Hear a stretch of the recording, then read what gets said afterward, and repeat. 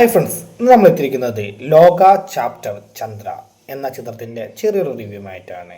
Dominic അരുണാണ് സംവിധാനം ചെയ്തിരിക്കുന്നത്. ചിത്രം എന്ന് പറഞ്ഞാൽ മലയാളത്തിലെ ഒരു യൂണിവേഴ്സ് ചിത്രം തന്നെയാണ് ലോക ചാപ്റ്റർ. സൂപ്പർ ഹീറോ യൂണിവേഴ്സ് എന്ന് പറഞ്ഞാൽ അതിഗംഭീരമായിട്ടാണ് കല്യാണി പ്രിയദർശൻ ഇതിൽ ആക്ടിങ് ചെയ്തിട്ടുള്ളത്.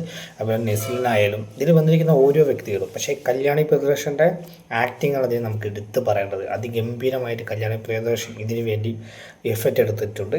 അതിഗംഭീരമായിട്ടൊരു ചിത്രം തന്നെയാണ്. ഫാമിലിയോട്ട് നമുക്ക് തീർച്ചയായും കാണാൻ പറ്റുന്നൊരു ചിത്രമാണ് ലോക ചാപ്റ്റർ ചന്ദ്ര എന്ന് പറഞ്ഞ ചിത്രം. അതിഗംഭീരമായിട്ടാണ് ചിത്രം മുന്നോട്ട് പോയിക്കൊണ്ടിരിക്കുന്നത്.